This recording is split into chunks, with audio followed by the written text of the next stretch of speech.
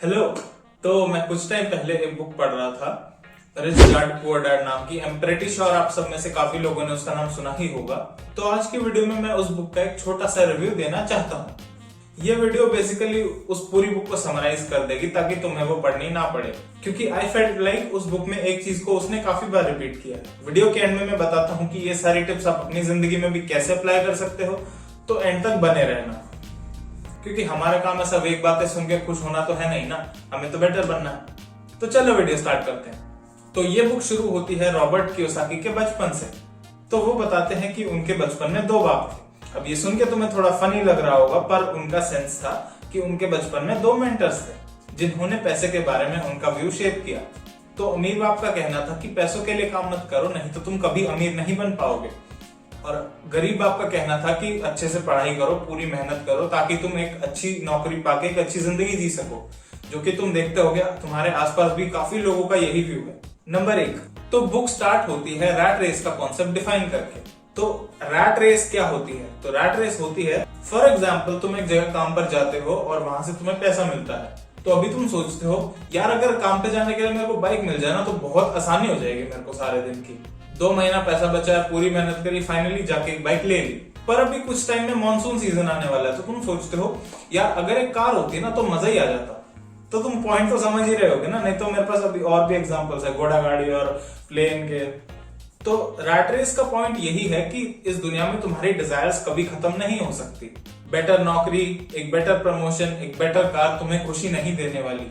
तुम जितने पैसे कमा रहे हो उनको अच्छे से मैनेज करोगे तो तब ज्यादा चांस है तुम्हारे अमीर होने के। नंबर 2, अपने माइंडसेट पर ध्यान दो।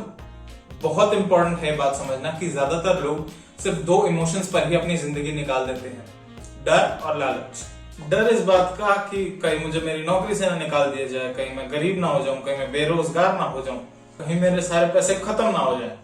तो इसी छोटे से सिक्योरिटी के डर के वजह से ना लोग सारी जिंदगी एक ऐसी नौकरी में बिता देते हैं जो वो पसंद भी नहीं करते। और लालच इस बात का कि यार एक बार ऐसा वाला घर बन जाए ना तो मजा ही आ जाएगा, एक बार एक बड़ी वाली गाड़ी खरीद लिया तो मजा ही आ जाएगा। तुम्हें एक चीज मिलेगी, फिर तुम दूसरी चीज ढूंढोगे, फिर तुम तीसरी चीज ढूंढोगे। इस साइकिल का कोई एंड ही नहीं है भाई।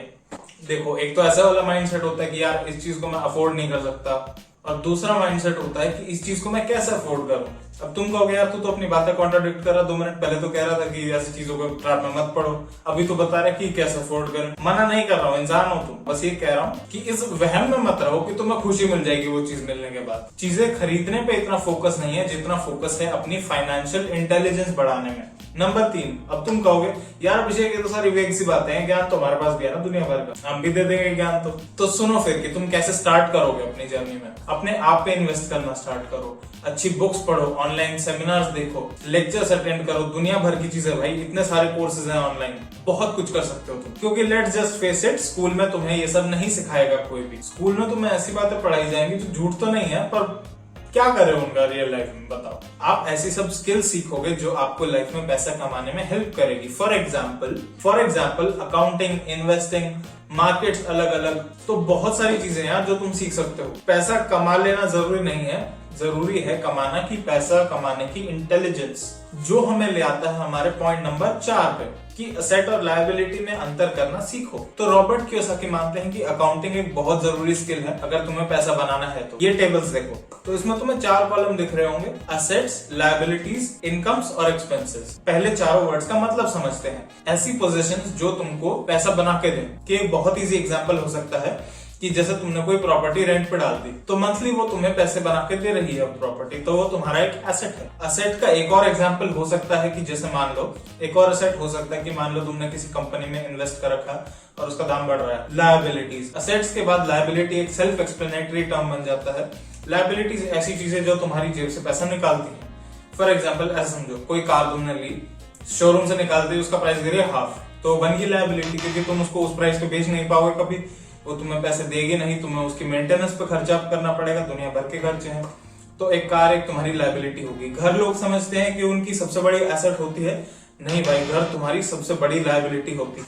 घर का मेंटेनेंस का खर्चा, तुम उसमें रह रहे हो ना भाई, तुम्हें पैसे तो बना के नहीं दे रहे हो। दैट सेड, कुछ लायबिलिटीज ले लेनी जरूरी भी होती है। इनकम और एक्सपेंसेस तो तुम जानते ही होगे। तो इस टेबल पे आ जाओ।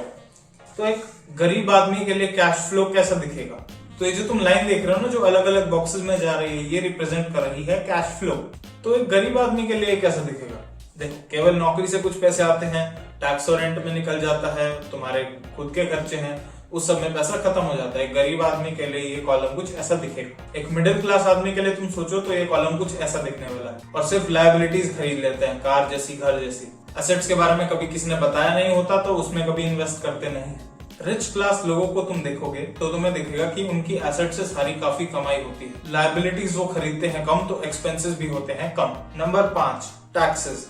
शुरू में टैक्सेस एक जरिया थे अमीर लोगों के और गरीब लोगों के बीच का अंतर घटाने का, लेकिन आज वो बिल्कुल उल्टा काम कर रहे हैं। अमीर लोग ज्यादा से ज्यादा टैक्सेस बचाते हैं और गरीब लोग पूरा टैक्स भरते हैं, तो इसलिए आज अमीर और गरीब का अंतर डेली बढ़ता ही जा रहा। तो देखो, बात इन दी एंड फाइनेंशियल इंटेलिजेंस पे आ जा रही है सब कुछ। एक गरीब आदमी पैसे कमाता है, उस पर सारा टैक्स भरता है और जो बचा हुआ पैसा है उससे अपना महीना निकालता है। पर एक कॉर्पोरेशन पैसे कमाती है, जो भी खर्च सकती है खर्च देती है, और जो बचता है केवल उस पर टैक्स देती है। तो इसलिए टैक्स बचाना आना भी अपने आप में एक स्किल है लीगली। नंबर 6, काम करो सीखने के लिए, ना कि कमाने के लिए। अगर आप कहीं काम कर रहे हो और आपका मेन मोटिव ये है कि बस घर जाऊं, जल्दी से जल्दी काम खत्म करके अपना और पैसे कमाऊं अपने महीने के एंड में, तो ऐसा काम नहीं चलेगा। आपका काम है कि आप ज्यादा से ज्यादा वो स्किल्स इकट्ठा करें जो आपको और पैसे बनाने में हेल्प करेंगे। क्योंकि महीने के आखिरी में तुम्हारे पास दिखाने के लिए कुछ नहीं होगा भाई, जो तुमने पैसे कमाए, लेकिन जो तुमने स्किल्स गैदर करी है उस पर कोई भी अमाउंट नहीं रख सकता। वो स्किल्स तुम्हारे साथ हमेशा रहेंगी। अभी लास्टली शुरू कैसे करना है? नंबर 7, अपने आसपास देखो, तुम्हें बहुत सारे आइडियाज देखने को मिलेंगे, तुम्हें बस क्रिएटिव होने की जरूरत है। ज्यादा लगे तो इकिगाई वाली वीडियो देख लेना, वो मैंने पहले कर रखी है, यहाँ पे लिंक डाल दूंगा मैं उसको। एक और तरीका है कि तुम अपना सर्कल इंप्रूव करो भाई, ये बहुत इंपॉर्टेंट चीज है। तुमने इंस्टाग्राम पे देखे होंगे ना वो code, your network is your net worth. तो हाँ, even though content over used है, लेकिन एडवाइस अच्छी है वो। ऐसे तो ढूंढो जो इन सब चीजों में interested. Thank you for watching. अगर तुम यहाँ तक देख रहे हो तो आई एम होपिंग तुम्हें पसंद ही आई होगी। तो प्लीज लाइक, शेयर और सब्सक्राइब कर दें जरूर। और मैं अगली वीडियो में मिलता हूँ। बाय।